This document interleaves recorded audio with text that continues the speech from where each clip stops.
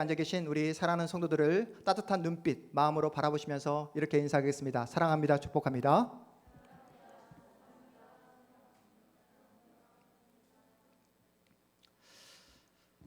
감사합니다. 여러분, 이제 사무엘 말씀이 얼마 남지 않았잖아요. 오늘 우리가 사무엘하 21장을 함께 읽었습니다. 21장을 읽어오면서 이 스토리가 이해가 된다. 한번 손 들어볼까요? 나는 이 스토리를 읽자마자 목사님 이해가 됩니다. 네, 깜짝 놀랐습니다. 이한이만 있나요? 나 이 이야기 들어봤다. 나 전에 이 이야기 한 번이라도 이 스토리를 들어본 적 있다. 오, 문영희 사님 좋습니다. 오늘 집사님에게 집중 질문하도록 하겠습니다. 네, 들어봤다라고 했으니까. 여러분, 오늘 우리가 함께 읽은 사무엘하 21장은 우리가 지난주 함께 살펴본 사무엘하 20장을 이어서 사무엘하 20장에서 어떤 내용이 있었습니까? 세바의 난, 다윗을 향해 난을 일으켰던, 반란을 일으켰던 세바의 난을 이어서 진행되는 그런 사건이 아닙니다. 여러분, 지금 사무엘 저자는 사무엘하 말씀을 이제 정리하면서 과거를 다시 꺼내 넣는, 해상하는 그런 장면을 우리에게 보여주고 있는 말씀이라는 거예요. 여러분, 이렇게 말씀하시잖아요. 우리 집사님들, 목사님, 제가 젊었을 때 얼마나 잘 나갔는지 아십니까? 그때는 말이죠, 이렇게 다시 과거를 해상하는 말씀이다 라고 이해를 하시면 되겠습니다. 그때가 어느 때인지 분명하지 않지만 사울 정권이 무너지고 다윗 정권이 들어선 지 얼마 안 된 시점을 말하고 있습니다.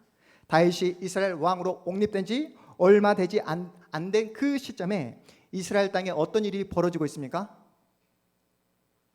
어떤 일이 벌어지고 있죠? 우리가 본문 말씀을 함께 읽었잖아요. 그것도 방금. 네, 어떤 일이 벌어지고 있죠? 아무 일도 벌어지지 않았습니까? 어떤 일이 벌어지고 있습니까? 그렇죠. 비가 오지 않는 거예요. 기근이 발생합니다. 그것도 몇 년 동안이요? 1, 2년도 아니고 3년 동안이요. 3년이나 비가 오지 않았다면 그것은 단순한 자연재해를 뛰어넘어 국가 비상사태라는 거예요. 재앙입니다.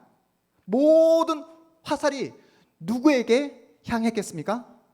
지도자 다윗에게 향할 수밖에 없는 그런 배경이에요. 나라가 큰 위기에 빠져 있는 상황입니다. 다윗은 그래서 하나님 앞으로 나아가고 있어요. 기근의 원인이 무엇인지 알려달라고 하나님께 묻고 있는 그런 장면입니다. 그래서 우리 본문 1절 함께 읽어보겠습니다. 1절 시작. 다윗의 시대에 해를 거듭하여 3년 기근이 있으므로 다윗이 여호와 앞에 간구하매 여호와께서 이르시되 이는 사울과 피를 흘린 그의 집으로 말미암음이니 그가 기브온 사람을 죽였음이니라 하시니라. 이스라엘 땅의 기근, 이스라엘 땅에 비가 오지 않는 이유에 대해 하나님께서 뭐라 답하십니까? 누구 때문이다? 사울 때문이다. 사울이 무고한 기브온 족속을 죽였기 때문이다. 그러면서 기브온 사람들에 대해 설명을 하는데요. 우리 본문 2절도 함께 읽어보겠습니다. 2절입니다. 시작. 기브온 사람은 이스라엘 족속이 아니요 그들은 아모리 사람 중에서 남은 자라. 이스라엘 족속들이 전에 그들에게 맹세하였거늘 사울이 이스라엘과 유다 족속을 위하여 열심히 있으므로 그들을 죽이고자 하였더라. 이에 왕이 기브온 사람을 불러 그들에게 물으니라. 여기는 여러분 역사적인 배경지식이 조금 필요한데요. 이스라엘과 기브온 족속 사이에 어떤 일이 있었는지 잠시 역사를 살펴보도록 하겠습니다. 이스라엘 민족은 지도자 모세의 인도를 받아 요단강 초입까지 오게 됩니다.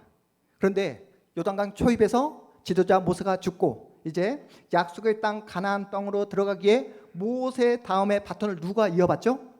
여호수아가 이어받습니다. 여호수아는 하나님의 명령에 순종해서 요단강을 건너 약속의 땅으로 들어갑니다. 약속의 땅 가나안 땅에 들어가 어떻게 합니까? 정복 전쟁을 벌이는 거예요.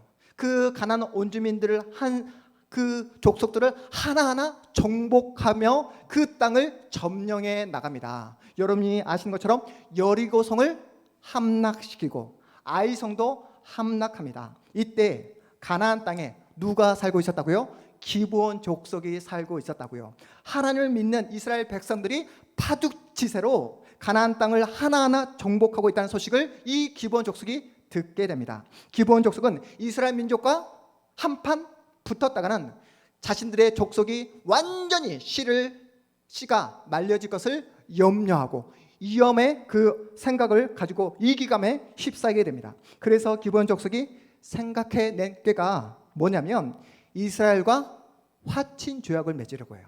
그런데 알고 있죠? 이 기브온 족속은 절대로 이스라엘은 가나안 온주민들과는 절대로 조약을 맺지 않을 것이라는 것을 이미 알고 있었어요. 그래서 이 기브온 족속은 자신들은 가나안 땅에 사는 그런 족속이 아니라 가나안 땅 멀리에서 살다가 이스라엘 백성들과 화친을 맺기 위해 먼 길을 왔다라고 이렇게 여호수아를 속입니다. 기억하시죠? 여호수아는 기브온 족속의 이 속임수에 넘어가 하나님의 이름으로 기브온 족속과 평화 조약을 맺습니다. 이해가 되시죠? 얼마 지나지 않아 기브온 족속은 가나안 땅 멀리에서 온 부족이 아니라 가나안 온주민, 특별히 아모리 족속이라는 사실이 이제 사실로 밝혀지게 됩니다. 사실이 밝혀졌지만 여호수아는 그들을 죽일 수가 없었어요. 왜요? 이미 하나님 앞에서 하나님의 이름으로 조약을 맺었기 때문입니다. 기브온 족속들은 자기들이 여호수아를 속였다는 사실을 그대로 인정하고 여호수아가 내리는 그 판결대로 다 따르겠다라고 그렇게 이야기를 합니다. 여호수아는 한 번 맺은 언약을 깨뜨릴 수 없다는 사실을 알고 있기에 기브온 사람들에게 어떤 일을 시키냐면 이스라엘 백성들을 옆에서 섬기는, 물 깃는 일, 장작 패는 일, 이러한 허드렛 일, 종으로 그렇게 삼습니다. 그렇게 시간이 흘러 사울이 이스라엘의 첫 번째 왕으로 이제 올라가게 됩니다. 그런데 사울의 생각에는 뭐가 중요합니까? 사울은 하나님을 두려워하는 사람이 아니라고 했잖아요.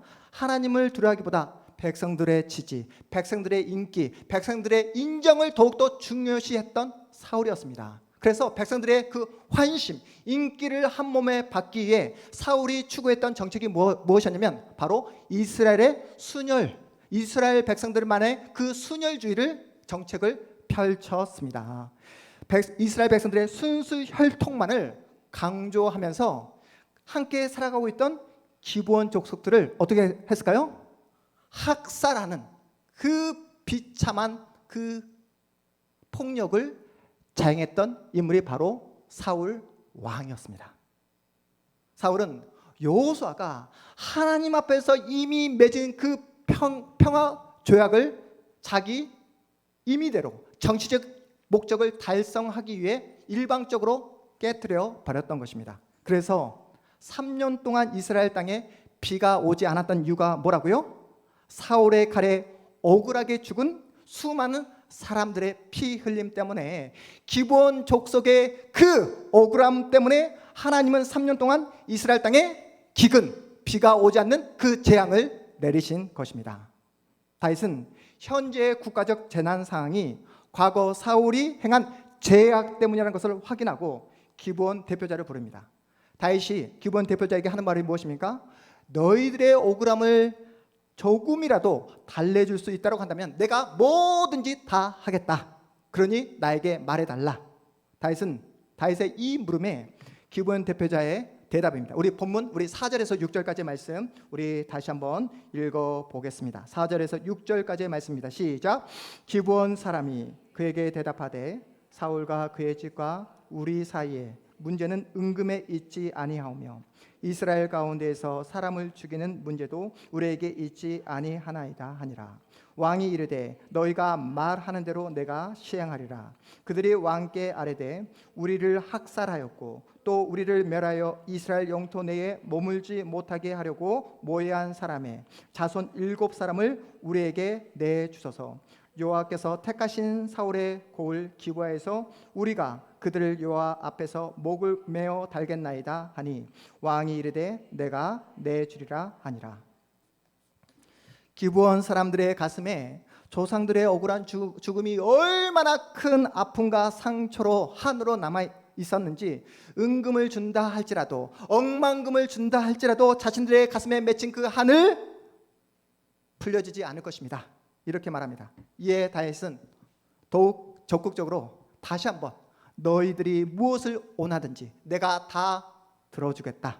다시 한번 적극적인 의사를 표시합니다. 그러자 기브온 대표는 자신들을 확살하고 자신들을 이스라엘 영토에서 쫓아내버린 사울 집안 사람 몇 명? 7명을 자신들에게 내어달라고 요청합니다. 그들을 죽임으로 자신들의 오난을 풀겠다고 이렇게 답하고 있어요. 다윗은 이러한 기브온 대표자의 잔인한 요청을 그대로 수용하고 받아들입니다. 다윗은 국가 재난 사태의 모든 원인을 사울 왕과 그의 집안으로 다 돌려버리고 있는 그런 모습이에요. 이스라엘 백성들의 원망과 기브온 사람들의 그 오난을 달랜다는 명목으로 정적인 사울 후손들을 숙청해 버립니다. 다윗은 국가의 재난 사태를 자신의 정치적인 그 이익을 위해 교묘하게 사용하고 있는 그런 모습이에요. 여러분, 우리가 믿고 있는 하나님이 사울이 잘못했다 해서 사울의 자수를 요구하는 그러한 잔인한 하나님이십니까? 사울이 죄를 지었다 해서 인신제사를 요구하는 그러한 포악한 하나님이시냐고요? 그렇지 않잖아요. 다윗은 기근의 원인을 하나님께 물어 분명하게 알게 되었지만 그 기근을 해결하는 해결책을 하나님께 묻지 않았습니다. 다윗이 취한 행동이 무엇입니까?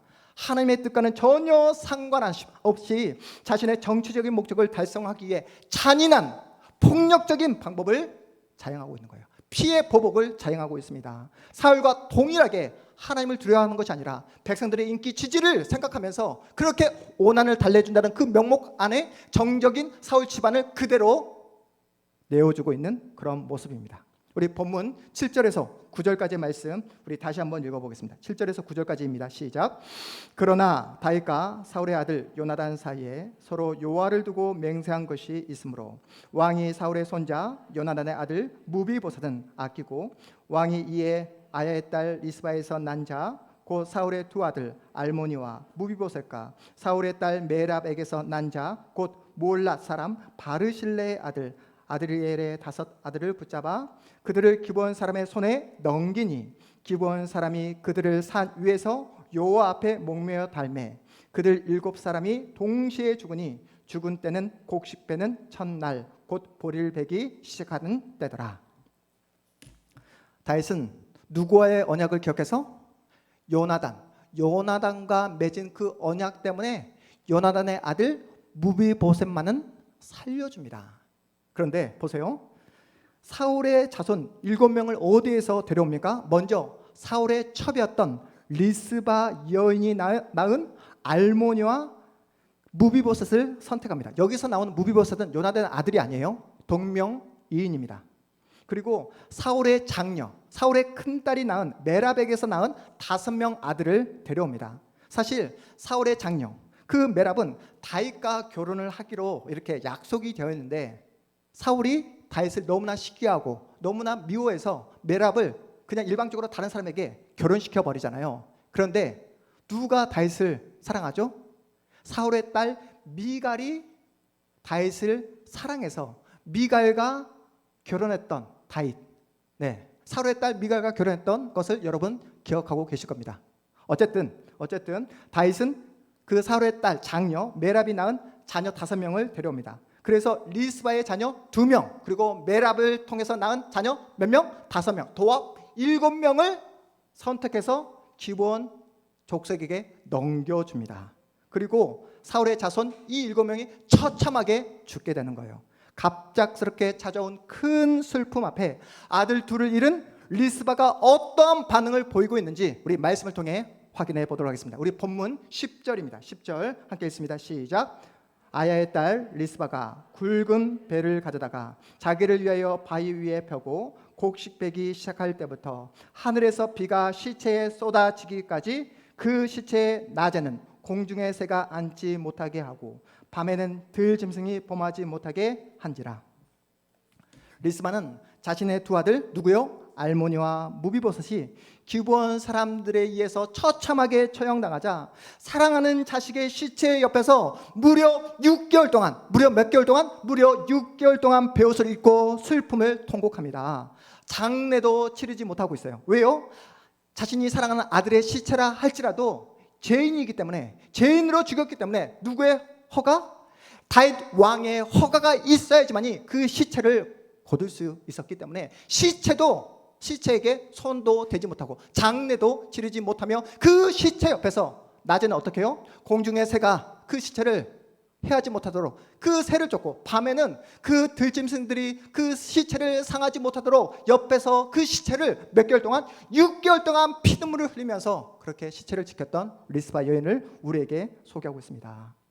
시체 옆에서 통곡하면서 아무런 죄가 없는 그 아들의 시체만이라도 거두어 장례만이라도 치를 수 있도록 그렇게 허락해 달라고 다윗 왕을 향해 항변하고 있는 리스바 여인의 모습입니다. 리스바 여인의 이러한 간절함이 누구 귓가에 들려지게 됩니까?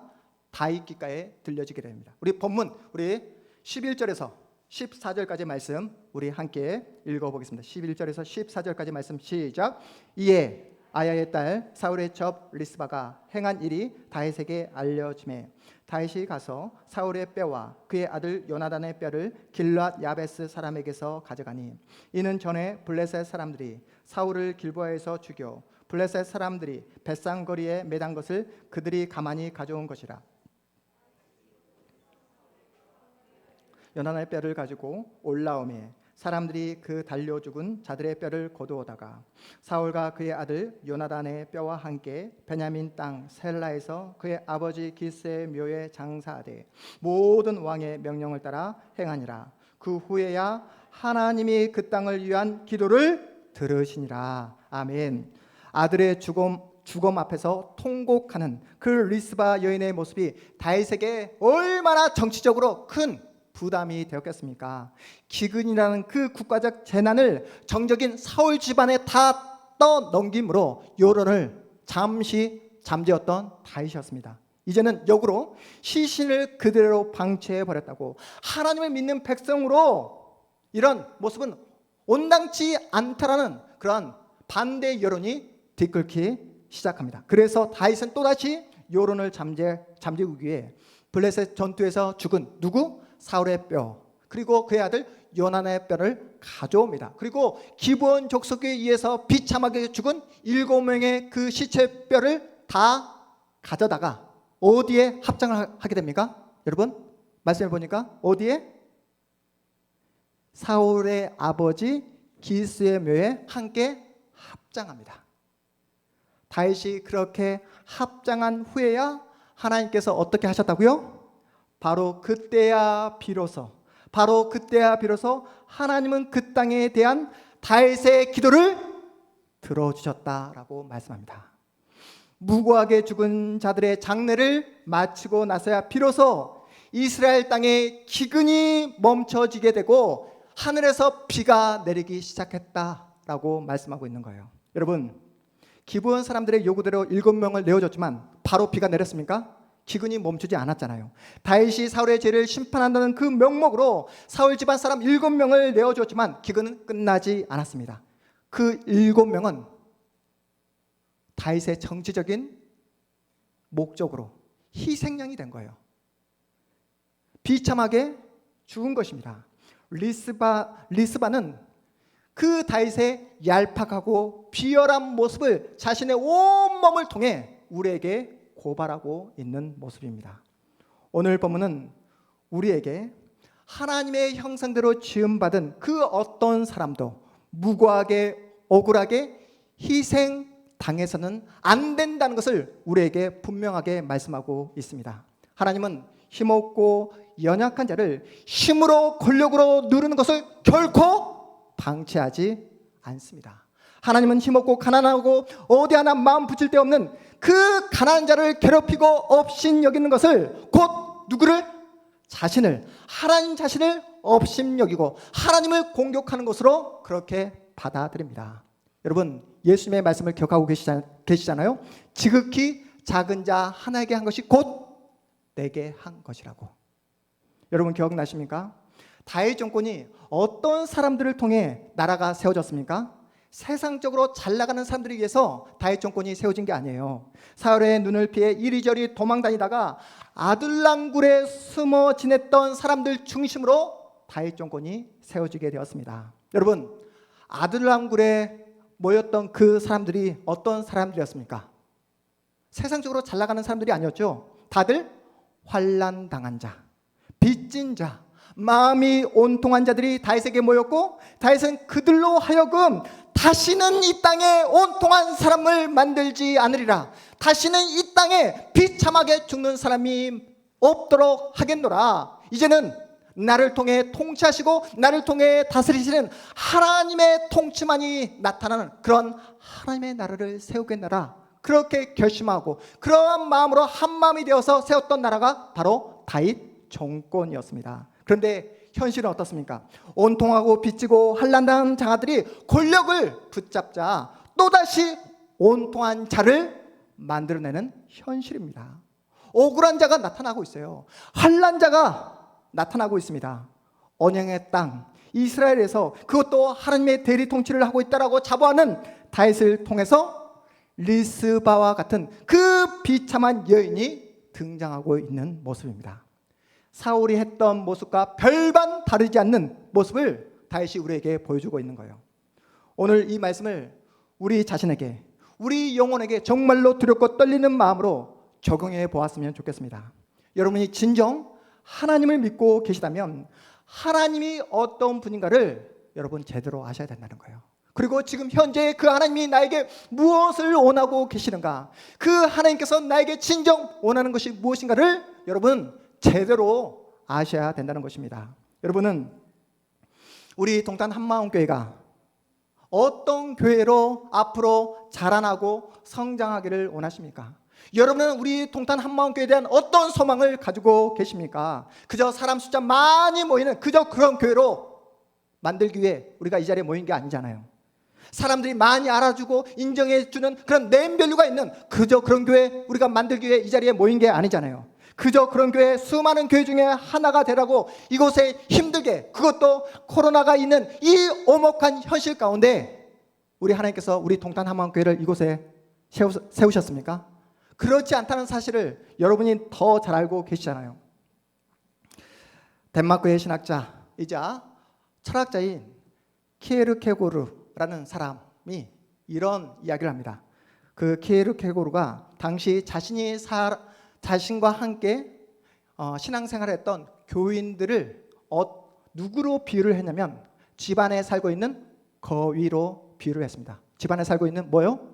하늘을 나는 거위인데 집안에 살고 있는 거위로 이렇게 비유하면서 당시 예배하는 그 성도들의 모습을 비판적으로 풍자했던 모습을 제가 여러분에게 소개하고자 합니다. 거위들이 뒤뚱거리며 교회에 들어와 예배한다. 설교자는 하늘을 나는 비행의 경이로움에 관해 설교한다. 우리는 더 이상 뒤뚱거리며 걸어 다니지 않아도 됩니다. 이제 우리도 날 수 있습니다. 우리는 날아올라 더 먼 지역, 더 축복의 땅으로 날아갈 것입니다. 설교를 들은 거위들은 꾀꾀거리며 아멘이라 화답하고는 다시 일렬로 뒤뚱거리며 집으로 간다. 여전히 걸어서 간다. 우리에게 주는 메시지가 있지 않습니까? 여러분, 우리가 이곳에 모인 이유가 뭐라고요? 세상과 다른 곳을 만들어 보자고, 세상이 맛볼 수 없는 그런 사랑을 함께 누리고 또 그 사랑을 함께 전파하자고, 진실한 공동체를 함께 만들어 보자고 우리가 이 자리에 모이지 않았습니까? 하나님이 통치하시고 하나님이 다스리시는 그러한 진실한 공동체를 함께 만들어 보자고 우리가 이 자리에 모이게 되었잖아요. 정말 하나님께서 원하시고 성경이 말하는 건강한 공동체 한번 만들어 보자고 우리가 예수 안에서 뜻을 모으고 이 자리에 깃발을 꼽지 않았습니까? 그런데 여러분, 우리가 예수 안에서 정말 하나입니까? 우리가 정말 예수 안에서 한 사랑을 나누고 있냐고요. 여러분, 이번 한 주간 살아오면서 여러분은 이 교회를 얼마나 생각하셨습니까? 그리고 함께 신앙생활하며 함께 예배하는 우리 지체들을 생각하며 얼마나 많은 시간 동안 여러분 그들을 기억하면서 눈물로 기도해 보신 적 있으십니까? 제가 여러분에게 부탁드린 게 있잖아요. 서로 긍휼하게 바라보자. 우리 집사님에게 제가 부탁드렸잖아요. 제발 서로 긍휼하게 불쌍하게 바라보자. 앞에서 설교하는 김효소 목사를 어떻게 바라보자? 긍휼하게 바라보자. 얼마나 목사님이 힘드실까? 우리 집사님이 얼마나 힘들고 어려울까? 우리 청년들 앞으로 막막한 미래 때문에 진로 때문에 얼마나 힘들까 어려울까? 우리 중학교 학생들 앞으로 그 학업 때문에 관계 때문에 얼마나 힘들고 어려울까? 서로 어떤 마음? 긍휼한 마음으로 바라보자고 제가 여러분에게 부탁드렸잖아요. 그런데 여러분 아시잖아요. 진실한 공동체, 건강한 공동체, 사랑의 공동체를 세우기 위해서는 그냥 저절로 되는 게 아니라는 것을 그 누군가의 정말로 알아주지 않지만 그 누구도 기억해 주지 않지만 눈물로 기도하는 그 한 사람이 있을 때 섬겨주고 배려해주고 기다려주는 그 한 사람이 있을 때 그때야 비로소 건강한 공동체가 세워질 수 있다는 사실을 여러분이 더 잘 알고 계시지 않습니까? 그 일을 누가 감당해야 된다고요? 누가? 앞에서 설교하는 김유소 목사가? 아니요. 이 자리에 함께한 여러분 모두가 함께 감당해 주셔야 된다는 것입니다. 다른 사람이 아니라 내가 해야 된다는 거예요. 내가 눈물로 공동체를 위해서 기도하고 내가 섬기고 내가 기다리고 내가 누군가를 품고 사랑할 때 비로소 어떻게 된다고요? 오늘 그 모든 갈등과 미움을 그 종지부를 찢고 그 모든 정적인 그 뼈를 추스려서 합장을 할 때 비로소 하나님께서 기도 응답으로 비를 내려 주셨듯이 여러분 이 자리에서 그냥 나를 위해서만 우리 가정을 위해서만 그렇게 기도하는 것으로 끝내버리시면 하나님은 우리를 통해 절대로 역사하지 않는다고요. 여러분이 정말로 눈물로 공동체를 생각하며 사랑하며 기도할 때 비로소 하나님은 우리를 통해 놀라운 기적의 역사를 만들어 내시는 줄 믿으시기 바랍니다. 그런데 문제가 무엇입니까? 점처럼 누가 변하지 않는다고요?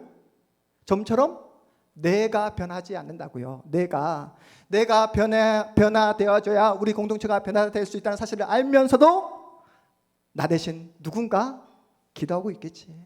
나 대신 누군가 교회를 위해서 희생하고 있겠지. 내가 없어도 교회는 그냥 잘 돌아가겠지. 이런 생각 안 해보셨습니까? 그래도 우리에게 남아있는 한 가지 소망이 무엇입니까? 다시 변하기 위해 오늘 또 이 은혜의 자리에 나오신 줄 믿습니다. 이 은혜의 자리에 나오셔서 생명의 말씀을 통해서만 내가 변화되고 이 생명의 말씀을 통해서만 우리 가정이 변화되며 이 생명의 말씀을 통해서만 우리 공동체가 변화될 수 있다는 그 확신을 가지고 있기에 오늘 또 이 은혜의 자리에 예수의 이름으로 나오신 줄 믿습니다. 저는 이 자리에 함께한 여러분 모두가 살아계신 하나님을 만남으로 저 높은 푸른 하늘을 창공을 날아오르셨으면 좋겠습니다. 여러분 모두가 훌륭한 하나님의 사람으로 변화되었으면 좋겠어요. 여러분을 통해 우리 공동체가 건강한 공동체로 변화되었으면 좋겠습니다. 그런데 현실은 어떻다고요? 예배를 마치면 또다시 뒤뚱거리며 이 교회 문을 걸어 나갈 것입니다. 하지만 우리가 가진 소망이 무엇입니까? 그럼에도 불구하고 나는 언젠가는 날게 될 거야. 그럼에도 불구하고 나도 언젠가는 저 푸른 하늘을 날아오르게 될 거야. 이 소망을 함께 노래해 보자고요. 이 소망을 함께 노래하는 그런 그 건강한 공동체로 함께 만들어 보자고요. 여러분 하나님께 응답받고 싶으시죠? 여러분의 간절한 기도가 하나님 앞에서 응답되기를 원하고 기대하고 계시지 않습니까? 여러분 하나님으로부터 응답받는 비결은 바로 내 옆에 있는 지체를 주님의 마음으로 바라보는 것입니다. 그냥 뒤뚱거리며 집으로 가지 않도록, 그냥 또다시 뒤뚱거리며 집으로 향하지 않도록 그들을 사랑하는 마음으로 바라봐주고 말을 건네주고 그들에게 따뜻한 시선으로 다가설 때 하나님은 그때야 비로소 기근을 멈추고 하늘에서 은혜의 비를 내려주십니다. 서로 뜨겁게 사랑하는 일이, 서로에게 관심을 갖고 따뜻한 말 한마디 건네는 일이, 주중에 서로에게 연락을 하고 그 영혼을 생각하며 그 영혼을 위해서 기도 한마디 건네는 일이 누구에게 하는 것이라? 지극히 작은 자 하나에게 곧 내게 한 것이라. 예수님에게 한 것이다 라고 말씀하고 있는 거예요. 우리 교회에서 가장 연약한 우리 주일학교 학생들을 바라보면서 그냥 가지 않고 머리 한번 쓰다듬어주고 축복한다고, 사랑한다고 그렇게 말 한마디 건네는 것이 바로 하나님을 위해 하는 일이라고 말씀하고 있는 것입니다. 여러분, 함께 소망을 노래해 보자고요. 지금은 우리가 뒤뚱거리며 걸어가고 있지만, 지금은 우리가 연약해서 쓰러지고 넘어지고 절망하고 있지만, 그럼에도 불구하고 우리가 함께 사랑하면, 우리가 함께 기도하고 함께 섬겨주고 기다려주면 우리 공동체 함께 하늘 높이 비상하는 공동체가 될 줄 믿으시기 바랍니다. 못난 나를 예수께서 나를 위해 죽으시고 그 예수께서 나를 위해 부활하셨다는 사실을 정말로 여러분이 믿고 있다고 한다면, 그 예수를 여러분의 인생의 진짜 주인으로 삼고 계시다고 한다면, 지극히 작은 자 하나에게 한 것이 곧 내게 한 것이라. 지극히 작은 자 하나에게 한 것이 곧 내게 한 것이라. 우리 양옆에 앉아있는 우리 사랑하는 우리 지체들을 따뜻한 눈빛으로 바라보면서 제가 섬기겠습니다. 한번 이렇게 인사해 보도록 하겠습니다.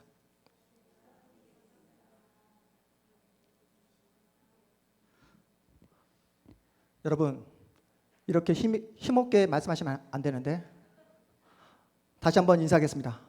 먹고 싶은 거 있으면 말만 하세요. 네. 제가 사드리겠습니다.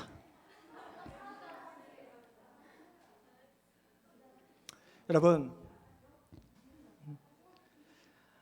우리가 이 자리에 모인 것이 그냥 우연으로 모인 것이 아니라, 어떤 사람의 생각 때문에 모여진 것이 아니라, 하나님의 은혜, 하나님의 작정, 하나님의 계획 가운데 우리가 예수 안에서 모였다는 사실을 기억함으로 예수의 이름으로 사랑해 주시고 예수의 이름으로 따뜻한 말 한마디 건네주심으로 우리 동탄 한마음교회 공동체 안에는 오늘 본문에 등장하고 있는 리스바와 같은 그런 슬픔과 그런 억울함이 전혀 나타나지 않는, 서로 사랑하고 서로 섬겨주는 일만큼은 한국교회 최고의 교회가 되기를, 그래서 함께 하늘을 비상하는 공동체가 되기를 주님의 이름으로 축복합니다. 우리 모두 자리에서 일어나겠습니다.